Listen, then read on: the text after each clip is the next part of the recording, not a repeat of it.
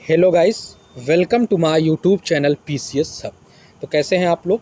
तो आज हम लोग बात करेंगे जो बिहार शिक्षक भर्ती होने वाली है, जिसका एग्ज़ाम जैसा कि आपको पता है कि 24 अगस्त से जिसकी शुरुआत होगी। पहले दिन हिंदी इंग्लिश का पेपर होगा, फिर प्राइमरी की वैकेंसी का जो नोटिफिकेशन आया है उसका एग्ज़ाम होगा 25 को, फिर 26 को टीजीटी और 27 को पीएचडी। तो हम लोग ये जो वीडियो है इसमें बात करेंगे प्राइमरी टीचर के लिए, क्योंकि उसके लिए बाहर के लोग भी एलिजिबल हैं, यूपी झारखंड के स्टूडेंट भी, तो वो लोग भी तैयारी कर रहे हैं। तो उनको ज़्यादा बिहार के बारे में पता नहीं होता चीज़ें। तो मैं जो बीपीएससी प्रीलिम्स दिया हूँ उसका अनुभव आपसे साझा कर रहा हूँ कि आप लोगों को किस तरीके की तैयारी करनी चाहिए शिक्षक भर्ती के लिए, और कौन सी चीज़ों पर आपका फोकस ज़्यादा होना चाहिए। आप किस चीज़ से ज़्यादा यील्ड निकाल सकते हैं। यील्ड मतलब होता है कि आप कितना कम टाइम देकर किससे ज़्यादा आउटपुट निकाल सकते हैं। By allotting how much time what amount of output you can get from a subject. तो हम लोग इसमें जो सब्जेक्ट के बारे में बात करेंगे वो सिक्वेंशियल ऑर्डर में बात करेंगे। मीन्स कौन सा सब्जेक्ट कम टाइम देने से आपके लिए ज़्यादा हाई स्कोरिंग हाई यील्डिंग हो सकता है, और कौन सा सब्जेक्ट आप ज़्यादा टाइम अलॉट करेंगे तो उससे कम आउटपुट निकलेगा। क्योंकि जैसा कि आपको पता है कि केवल अब जो समय रह गया है वो मात्र है 45 दिन। टाइम लेफ्ट कितना है? 45 दिन। लेकिन ये मत सोचिएगा 45 दिन बहुत ही सफिशिएंट टाइम है। इतने में आप बीपीएससी का प्रीलिम्स निकाल सकते हैं। बीपीएससी का प्रीलिम्स जो पीसीएस का होता है, तो ये तो शिक्षक भर्ती है, इसके लिए एनफ टाइम है। अगर अभी से आप डेडिकेटेड होकर 8 आवर्स दे रहे हैं तो आप न केवल मेरिट लिस्ट में होंगे बल्कि आप अपने मनपसंद ज़िले को भी पा जाएंगे। तो 8 आवर्स आपको देना है, 8 आवर्स की स्ट्रेटजी होनी चाहिए, और इसी 8 आवर्स पर फोकस करके हम लोग ये वीडियो बनाएंगे और आगे बात करेंगे किस सीक्वेंस में आपको कितना टाइम किस सब्जेक्ट को अलॉट करना है और कौन सा सब्जेक्ट ज़्यादा स्कोरिंग है। तो चलिए शुरू करते हैं आज का इम्पॉर्टेंट जो वीडियो होगा। कि मैं चाहूँगा कि जो मेरा एक्सपीरियंस है बिहार जाने का, वहाँ के एग्ज़ाम्स देने का, वो मैं आपसे साझा कर सकूँ और आपको इससे बेनिफिशियल ये चीज़ें हो सकें। तो चलिए देखते हैं। तो सबसे पहले बात करते हैं सब्जेक्ट वाइज इनके बारे में। तो आइए देखते हैं कि कौन सा सब्जेक्ट सबसे ज़्यादा इंपॉर्टेंट है, सबसे ज़्यादा हाई यील्डिंग है। तो मैं बात करूं अगर सबसे हाई यील्डिंग है तो वो है मैथ्स और रीजनिंग। ये दो सब्जेक्ट जो है ना, ये गुरु होने वाले हैं। ये जो है ना वो बेड रॉक है, ये वो कोर सब्जेक्ट हैं जो आपको सक्सेस के नज़दीक ले जाएंगे। क्यों? क्योंकि मैथ्स और रीजनिंग के साथ ये होता है कि अगर आप इस क्वेश्चन को कर ले जाते हैं तो आपको 4 ऑप्शन वहीं मिल जाएंगे, और आप मिला लेते हैं वहीं आपको पता लग जाता है कि आपने सही किया है कि गलत। पहली चीज़। दूसरा चीज़, इसमें कुछ फार्मूलाज हैं, कुछ कॉन्सेप्ट्स हैं, आप उनको एक बार तैयार कर लेंगे, उससे बाहर क्वेश्चन आने के चांसेस नहीं हैं। जैसे हिस्ट्री हो गई, तो हिस्ट्री एक अनंत सा समुद्र है, और समुद्र से आप कितना भी पढ़ लेंगे तो आप एक नदी के ज़्यादा के बराबर याद कर पाएंगे, और पेपर तक, जैसा आप लोगों से सुना होगा कहावत कि समुद्र के बराबर पढ़ा, नदी के बराबर दिमाग में याद रहा, और तालाब के बराबर पेपर के पास लेके जाएंगे और बाल्टी भर वहाँ पे याद रहेगा।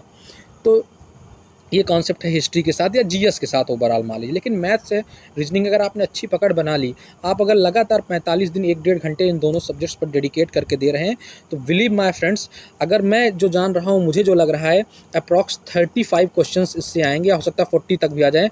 तो अगर आप सही से इस पर फोकस करके तैयारी कर ले जाते हैं तो बिलीव आप कितने भी एवरेज स्टूडेंट रहे हों मैथ या रीजनिंग में, आप 25 क्वेश्चंस बड़े आसानी से कर लेंगे। और इसके लिए आपको कुछ नहीं, केवल इस 25 क्वेश्चंस के लिए आपको कुछ नहीं, केवल कुछ फार्मूलाज तैयार करना है। मैं आगे आने वाले वीडियोस में वो फार्मूलाज के बारे में बात करूंगा। कुछ इंपॉर्टेंट चैप्टर्स हैं उनको आप कवर कर लीजिए, जो बीपीएससी के रेगुलर मतलब बीपीएससी के ट्रेंड में रहा है, जिससे लगातार क्वेश्चंस, जैसे बीपीएससी जो पीसीएस प्रीलिम्स होता है उसमें भी 10 क्वेश्चन मैथ का आता है। तो आप वहाँ से देख सकते हैं पिछले 3-4 सालों में, 5 सालों में बीपीएससी किस टाइप के क्वेश्चन पूछता रहा है। देखिए बात क्या होता है, जो पेपर डिज़ाइन किया जा रहा होगा वो तो मेंबर वही कर रहे होंगे जो बीपीएससी पीसीएस का करते होंगे, अलग से तो इसके लिए मेंबर बनाए नहीं जाएंगे। तो जब मेंबर वही हैं तो उनकी मेंटालिटी भी वही होगी, तो क्वेश्चन का फॉर्मेट जो होगा वो चेंज नहीं होने वाला है। तो अगर आपको देखना है किस तरीके से बीपीएससी क्वेश्चन पूछता है, तो आप बीपीएससी जो पीसीएस का एग्ज़ाम कराता है, जिसे सीसी बोलते हैं, उसको आप अगर देखेंगे तो वहाँ से आपको नॉलेज मिल जाएगी किस तरीके के मैथ्स से क्वेश्चन आते हैं। और इससे पहले बीपीएससी ने एक हेड मास्टर का एग्ज़ाम कराया था शायद 2021 में, उसमें का मैथ आप देख लीजिए, आपको एक जनरल आइडिया मिल जाएगा कि कौन कौन से टॉपिक से बीपीएससी क्वेश्चंस मैथ्स और रीजनिंग में ज़्यादा पूछने जा रहा है।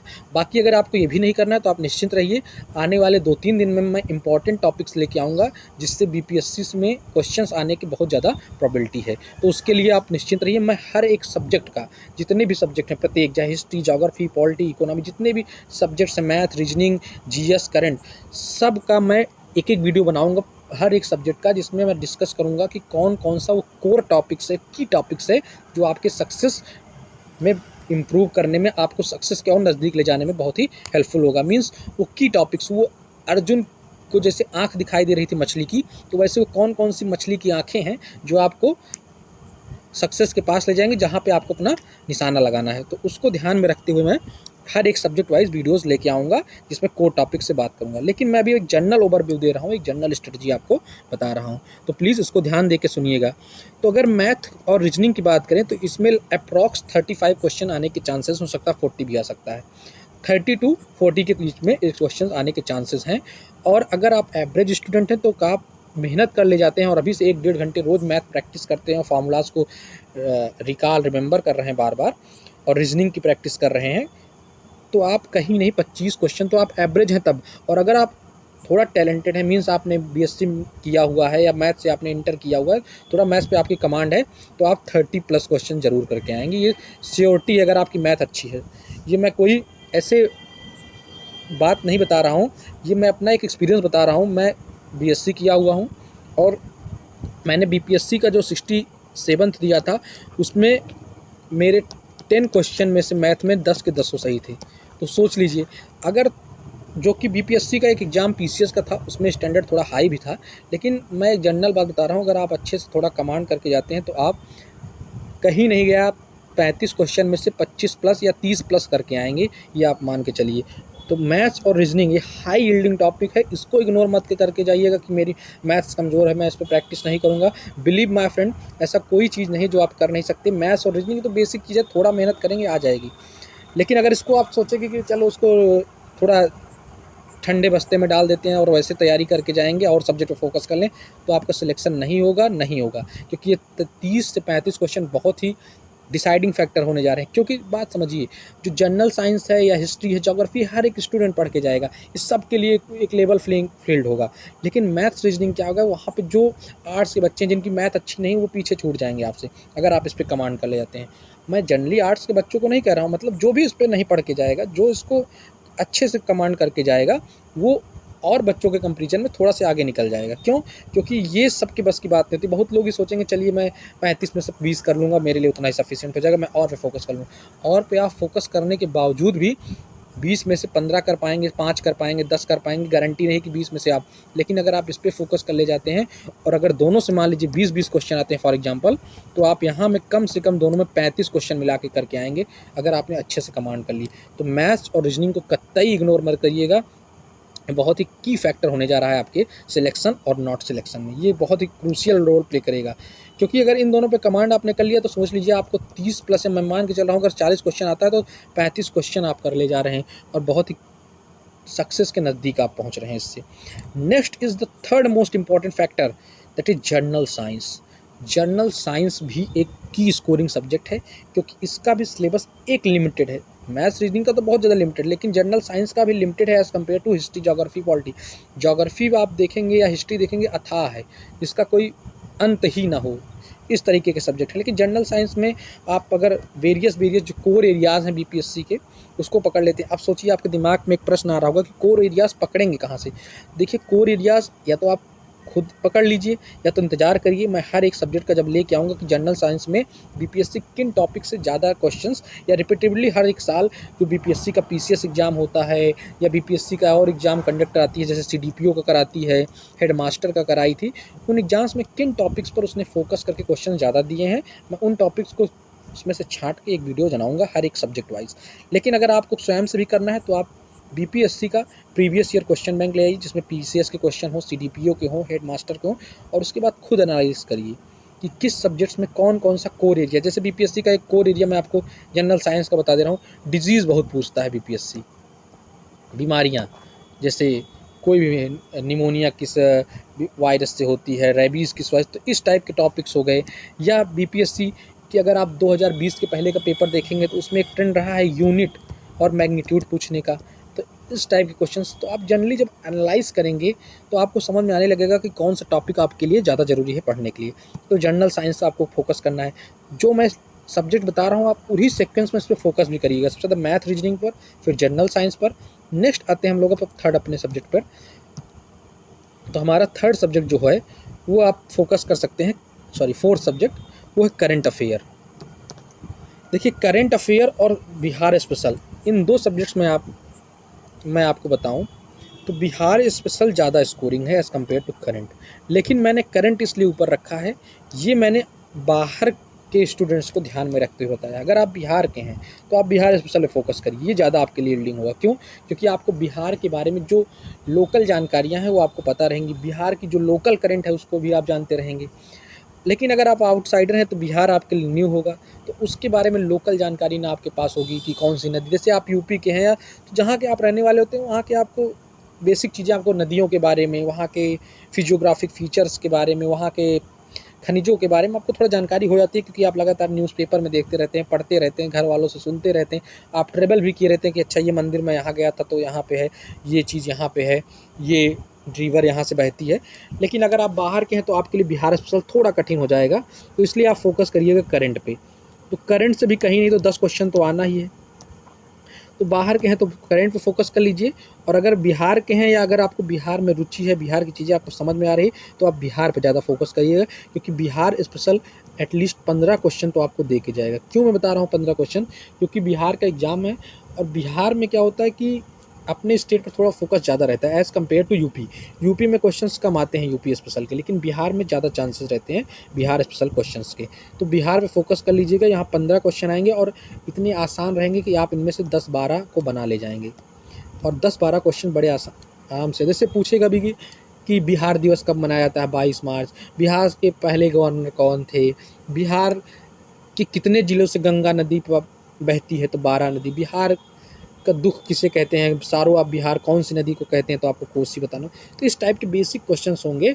बिहार के कितने ज़िले यूपी से बॉर्डर करते हैं? कितने ज़िले यूपी के से जुड़े हुए हैं? तो इस टाइप के क्वेश्चंस आएंगे, तो अगर थोड़ा फोकस करके पढ़ेंगे तो बिहार भी कठिन नहीं है, तो इस पर फोकस कर लीजिएगा।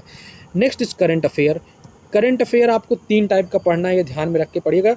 ये मैं 10 क्वेश्चन बता रहा हूँ, लेकिन 15 भी हो सकता है। देखिए मैं ओवरऑल 120 क्वेश्चन जो बता रहा हूँ, तो इसमें मैं 130 तक रेंज लेके चल रहा हूँ। तो 40 क्वेश्चन 120 ही आएंगे, लेकिन किसी में ज़्यादा आ सकते हैं, किसी में हो सकता है कम। हो सकता है इसमें 15 क्वेश्चन आ जाएँ करंट में, हो सकता है आगे मैं जो बताऊँ इंडियन नेशनल मूवमेंट में मैं 10 बताऊँ, उसमें 15 आ जाएँ, हो सकता है इसमें 10 आ जाएँ। तो एक स्पेसिफिक मान के आप लोग मत देखिएगा, लेकिन हाँ एक जनरल जो है 10 से 15 क्वेश्चन आएंगे, ये मान के चलिएगा। और बिहार से भी 10-15। हाँ मैं जनरल साइंस को बताना भूल गया था, बता दे रहा हूँ। तो जनरल साइंस से, सामान्य विज्ञान से भी 10 से 15 क्वेश्चन आएंगे, मान के चलिए उसमें 15 क्वेश्चन आएंगे जनरल साइंस से। अब आते हैं करंट अफेयर। तो करंट अफेयर पे आपको 3 चीज़ों पर फोकस करना है। एक, पहली चीज़ तो आप लोग जो बेसिक बुक्स पढ़ते हैं कोई भी करंट अफेयर की, जैसे स्पीडी हो गया, एडुटेरिया हो गया, तो जो बहुत ही अनकॉमन करंट अफेयर है, मीन्स बहुत ही कॉमन चर्चा में नहीं रहा है, उस पर फोकस मत करिएगा। उतना कठिन करंट अफेयर नहीं पूछेगा कि आप ऐसे ऐसे चेयरमैन याद करना शुरू कर दिए, ऐसे ऐसे अपॉइंटमेंट याद करना शुरू कर दिए जो कहीं चर्चा में ही नहीं रहा हो, बहुत ही कम न्यूज़ में रहा हो, तो उस पर फोकस मत करिए, क्योंकि उस तरीके के क्वेश्चंस आने के चांसेस ना के बराबर होते हैं। और 1-2 आएंगे, उसके लिए अगर आप पढ़ना शुरू करेंगे तो करंट अफेयर ही आपको 4 महीने में याद होगा पूरा। तो आप जो चर्चा में रही हुई चीज़ें ज़्यादा पढ़िएगा। ऐसे करंट अफेयर जो ज़्यादा न्यूज़ में रहा हो, जो ज़्यादा चर्चा में रहा हो, जो आपको लगता हो हाँ इससे पूछ सकता है, उन चीज़ों पर फोकस करिएगा। और 3 तरीकों करंट अफेयर फोकस करिएगा। एक नेशनल, कि राज्य स्तर पर, देश स्तर पर क्या हो रहा है, जैसे कि किस देश के में कौन सा परीक्षण हुआ, इसरो ने क्या परीक्षण किया है कोई, या मान लीजिए कोई प्रश्न ऐसा आ सकता है कि सेंट्रल गवर्नमेंट ने कोई स्कीम लॉन्च की गई हो, केंद्रीय सरकार ने, कि एक्स स्कीम लॉन्च हुई, वाई स्कीम, कुछ भी स्कीम मान लीजिए, जो भी नई स्कीम चर्चा में रही हो उसको हो सकता है। या कुछ आविष्कार हुए, मान लीजिए कानपुर यूनिवर्सिटी ने कुछ किया हो, या कानपुर IIT ने, या कुछ IIT बॉम्बे ने किया हो, मतलब जो बड़े बड़े स्तर के हो, या कुछ बड़े बड़े पदों पर कुछ अपॉइंटमेंट हुआ, मान लीजिए कोई संवैधानिक पद पे कोई अपॉइंटमेंट हुआ, कोई चीफ जस्टिस पद पे हुआ हो, तो इस टाइप की चीज़ें आप लोग ध्यान दे के पढ़िएगा। दूसरा है इंटरनेशनल। इंटरनेशनल में जो वेरियस इवेंट्स हुए हैं उन पे आप ध्यान दीजिएगा, जैसे कि प्राइम मिनिस्टर का दौरा कहाँ कहाँ रहा हुआ, किस देश पे, उस देश के प्रधानमंत्री कौन है, राष्ट्रपति कौन है, किस देश के राष्ट्रपति प्रधानमंत्री भारत आए, 26 जनवरी पे कौन आया। अभी जैसे आप लोग जानते होंगे 9 जनवरी को मनाया जाता है प्रवासी भारतीय दिवस, उस दिन कौन चीफ गेस्ट था। या जैसा कि आप लोग जानते हैं G7 होता है, G20 भारत अगुवाई कर रहा है। इन सब चीज़ों का आपके बारे में जानकारी आपको इकट्ठा होना चाहिए कि उसमें कौन कौन से मेंबर हैं, कौन कौन से ऑब्जर्वर स्टेट्स हैं, G7 के 4 शहर यूपी में कौन से चुने गए या बिहार में कौन से चुने गए G20 के। तो इस टाइप के क्वेश्चन आप लोग फोकस करिएगा। ये हो गया इंटरनेट। और थर्ड जो आपका की फोकस एरिया होना चाहिए वो बिहार करंट अफेयर। बिहार मतलब ऐसी चीज़ें जो बिहार से रिलेटेड हो, जो बिहार में घटित हो। मान लीजिए बिहार के किसी ज़िले में कुछ कोई प्लांट लगा हो, कोई इंपॉर्टेंट न्यूज़ हो, किसी इंपॉर्टेंट पद पर किसी की नियुक्ति हुई हो, तो उस पर आप लोग फोकस करके पढ़िएगा। तो 3 चीज़ों पर आपको फोकस करना है बिहार स्पेशल में, सॉरी करंट अफेयर में। नेक्स्ट आते हैं हम लोग करंट अफेयर के बाद इंडियन नेशनल मूवमेंट। ये भी हाई यील्डिंग टॉपिक है और इसमें आशा है कि 10 से 15 क्वेश्चन आएंगे। तो जो ये इंडियन नेशनल मूवमेंट है, इसमें आपको जो है ये मत सोचिएगा कि आप 1905 से शुरू कर दें या कांग्रेस सेशन से। आप फोकस करिएगा 1857 से लेके 1950 तक का, जो 1857 की क्रांति हुई थी, जानते होंगे आप लोग। मंगल पांडे के बारे में सुना होगा, झांसी रानी के बारे में सुना होगा, झांसी की रानी नाना साहब के बारे में। 1857 का जो रिवोल्ट हुआ था, क्रांति हुई थी, वहाँ से लेकर भारत की आज़ादी के बाद भारत के संविधान लागू होने तक, मीन्स 26 जनवरी 1950 तक का आप पूरा पढ़ लीजिएगा। इसमें जैसे आपको जो कोर टॉपिक्स है मैं बाद में आपको बता दूंगा, लेकिन इसमें मैं सिर्फ बता दे रहा हूँ। जैसे 1857 का रिवोल्ट पढ़ लीजिए, क्रांति के बारे में 1857 की। चंपारण सत्याग्रह के बारे में पढ़ लीजिए, चंपारण सत्याग्रह के बारे में। ऐसे ऐसे जो भी गांधी जी से रिलेटेड हो, और स्पेशल फोकस आपका रहना चाहिए जो बिहार से रिलेटेड चीज़ें हों। चंपारण हो गया, सविनय अवज्ञा आंदोलन हो गया, नॉन कॉपरेशन मूवमेंट हो गया, भारत छोड़ो आंदोलन हो गया, क्रिप्स मिशन हो गया, कैबिनेट मिशन हो गया। ऐसे इंपॉर्टेंट टॉपिक्स कई हैं। मैं सबको एक बार लास्ट में जब एक एक टॉपिक बताऊँगा अगले वीडियोज़ में, तो मैं उसमें सब में डीपली उनको बता दूंगा कि कौन कौन सा टॉपिक आपको पढ़ना है। ठीक, नेक्स्ट अगर हम लोग बात करें इंडियन नेशनल मूवमेंट के बाद, मतलब भारतीय स्वतंत्रता आंदोलन जिसे बोलते हैं, अगला इंपॉर्टेंट टॉपिक आपका है वो है इन्वायरमेंट। देखिए इन्वायरमेंट से कम 5 क्वेश्चंस आएंगे और बहुत बेसिक क्वेश्चन आएंगे, बहुत कठिन नहीं होंगे, आप आराम से कर सकते हैं। जैसे पूछ लेगा कि वो मॉन्ट्रियल प्रोटोकॉल किससे रिलेटेड है, वियना प्रोटोकॉल किससे रिलेटेड है। पूछ लेगा कि सतत विकास, सस्टेनेबल डेवलपमेंट का जो पहला समिट हुआ था वो कहाँ हुआ था। तो जैसे आप लोगों ने सुना होगा रियो डी जेनेरियो में हुआ था। कब हुआ था? 1992 में हुआ था। या कुछ जो लेयर्स ऑफ एटमॉस्फेयर हैं उनके बारे में पूछ सकता है। एटमॉस्फेयर में सबसे ज़्यादा प्रदूषण कौन सी गैस करती है, कौन सी गैस सबसे ज़्यादा ग्लोबल वार्मिंग के लिए इफेक्टिव मतलब रिस्पॉन्सिबल है, ग्रीन हाउस गैसेस के बारे में। मतलब जो इंपॉर्टेंट की टॉपिक्स हैं उसको पढ़ लीजिएगा। तो इन्वायरमेंट आप कम पढ़ के हाई ला सकते हैं। और जो इधर मैंने 8th नंबर पे ज्योग्राफी इसलिए लिखा है, देखिए ज्योग्राफी से आने के चांसेस हैं 10 क्वेश्चन, क्या हो सकता है 12 भी आ जाए। लेकिन ज्योग्राफी लास्ट में लिखने का कारण ये है कि ज्योग्राफी यानी भूगोल, इसमें आपको पढ़ना बहुत ज़्यादा है और यील्ड बहुत कम है। तो आप केवल, मैं जो टॉपिक्स अभी अगले वीडियोस में बताऊंगा केवल उन्हीं को फोकस करिएगा, क्योंकि ज्योग्राफी बहुत लंबा सब्जेक्ट है। अगर भूगोल आप पढ़ने गए तो आपको बहुत ज़्यादा समय लग जाएगा। तो इसके लिए आप उन्हीं टॉपिक्स को फोकस करिएगा जो एनालाइज कर लीजिएगा कि कौन कौन से प्रीवियस ईयर क्वेश्चन किस तरीके के पूछता है, या फिर मैं बताऊँगा उनको। जैसे भूगोल में आप, मैं क्यों कह रहा हूँ कि बड़ा है, क्योंकि आपको इसमें वर्ल्ड ज्योग्राफी पढ़नी होगी, विश्व भूगोल, जिसमें आपको हर एक जगह के बारे में पढ़ना होगा कि कहाँ पे कौन सी लेक है, कौन सी रिवर है, कौन सी चट्टानें कहाँ हैं, कौन से पर्वत कहाँ से हैं, कौन से दर्रे कहाँ हैं, कौन सी वाटर ट्रीटीज़ कौन से कहाँ की हैं, स्टेट्स कहाँ पे कौन हैं, टापू कहाँ पे कौन है, आइलैंड कहाँ पे हैं, नदियाँ कहाँ हैं, समुद्र कहाँ है। बहुत एक वास्ट सब्जेक्ट हो जाता है और पढ़ना आसान नहीं आता। दूसरा, इसके बाद ये आप तो वर्ल्ड के बारे में पढ़ लीजिए। अब उसके बाद सब कुछ आप भारत के बारे में भी पढ़ेंगे कि भारत में कौन सी नदी कहाँ से बहती है, किस प्रदेश से बहती है, ट्रॉपिक ऑफ कैंसर किस लाइन को कौन कौन से प्रदेश से पास होता है, इंडियन ज्योग्राफी का एक्सटेंशन कितना है, यहाँ पे कौन सी चट्टानें हैं, दर्रे हैं, पठार हैं, हिल्स हैं, पहाड़ियाँ हैं, इन सबको आप पढ़ने में बहुत ज़्यादा टाइम लग जाएगा। और उसके बाद जो फिजिकल ज्योग्राफी होती है उसको ही पढ़ना है। फिजिकल मतलब यहाँ पे है कि भैया सन, मून, सूर्य, चंद्रमा, पृथ्वी, सारे ग्रह, सेटेलाइट, किसकी कौन सेटेलाइट है, कितने दिन में कौन चक्कर लगाता है, सन रात क्यों होती है, दिन क्यों होता है, सोलर मूवमेंट कैसे होता है, ये बहुत ही बड़ा टॉपिक हो जाएगा। तो ज्योग्राफी में आप लोग या तो खुद एनालाइज करके कुछ की टॉपिक्स पढ़ लीजिएगा, या बहुत ही जो मैं बताऊंगा उसको पढ़िएगा। और इसमें बहुत छांट के पढ़िएगा, क्योंकि ज्योग्राफी अगर आप पढ़ने पे गए तो 3 महीने यही पढ़ेंगे, फिर आपका लास्ट में रिजल्ट नहीं होगा तो आप कहेंगे कैसे 45 डेज स्ट्रेटजी बताए थे, कितना जल्दी ख़त्म ही नहीं हो रहा है। तो ज्योग्राफी प्लीज़ छांट के पढ़िएगा, बहुत ज़्यादा सिलेबस है ज्योग्राफी का। ज्योग्राफी के बाद हम लोग बात करते हैं कुछ मिसलेनियस टॉपिक के बारे में। जैसे ये जो है ना, ये मिसलेनियस टॉपिक कम से कम आपको 10 क्वेश्चन नंबर दे के जाएंगे, ये बहुत ही ज़्यादा हाई यील्डिंग है, इसको प्लीज़ ध्यान दे के पढ़िएगा। जैसे बजट, चाहे ये बिहार का हो या सेंट्रल बजट, दोनों आप अच्छे से पढ़ के जाइएगा। बिहार वाला बजट और सेंट्रल बजट। सेंसस, जनगणना, ये भी बहुत, इससे मैं लिख के दे रहा हूँ, इन दोनों से कम सेंसस से 2 क्वेश्चन तो रखे ही हैं, एक बिहार का, एक देश का, भारत का। तो सेंसस ज़रूर, बजट से भी 1-2 क्वेश्चन पक्का है।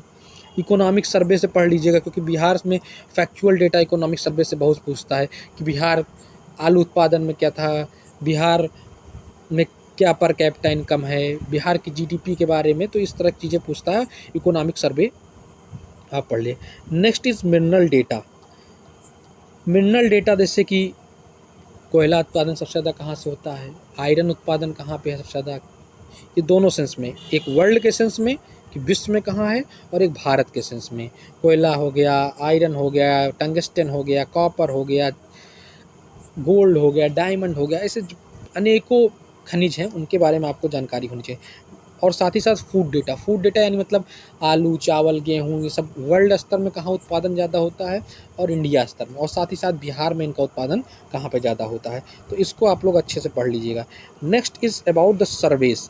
सर्वे कौन कौन सा, जैसे अब मैं सर्वे बता रहा हूँ, आप लोग दिमाग में आ रहा होगा कि सर्वे क्या है। यहाँ पे सर्वे मतलब आप लोगों ने सुना होगा नेशनल फैमिली हेल्थ सर्वे होता है, NFHS, national family health survey, तो उसके रिकॉर्डिंग डेटा आता है इंडिया के और बिहार के अकॉर्डिंग, तो उसको आप लोग पढ़ लीजिएगा कि बर्थ रेट कहाँ पे ज़्यादा है, बिहार का मॉर्टलिटी रेट के कहाँ पे ज़्यादा है, इन्फेंट मॉर्टलिटी रेट के बारे में, इन्फेंट के बारे में और कोई जानकारी जो हो, तो उन सब चीज़ों का, सेक्स रेशियो, लिंगानुपात कहाँ पे ज़्यादा है, बिहार में कौन से ज़िले में, और बिहार का कितना है, इंडिया का कितना है, तो इन सब चीज़ों के बारे में आप लोग पढ़ लीजिएगा। एक सर्वे ये पढ़ लीजिएगा। दूसरा सर्वे फॉरेस्ट सर्वे आता है, जंगल वाला, इसको पढ़ लीजिएगा कि बिहार में या इंडिया में कहाँ पे सबसे ज़्यादा जंगल है, सबसे ज़्यादा परसेंटेज में कहाँ पे फॉरेस्ट है, इंडिया में या बिहार में।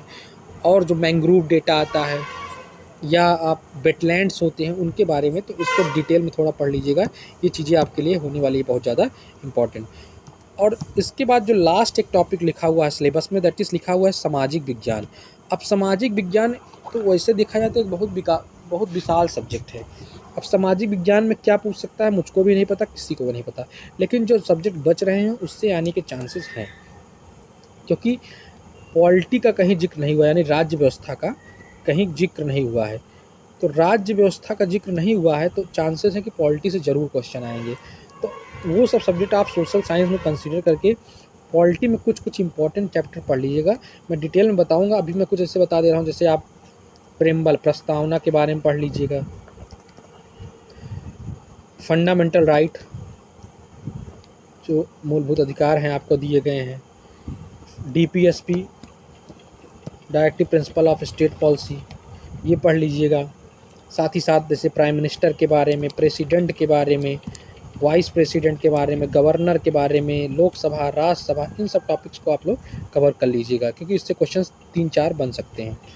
नेक्स्ट देखिए, अभी भी एक डाउट है लोगों के मन में, और ये डाउट सब के अंदर है कि जैसे सिलेबस में सोशल साइंस है, अब सोशल साइंस में तो हिस्ट्री भी आती है और कहीं भी एंशिएंट और मिडाइवल हिस्ट्री का जिक्र नहीं है।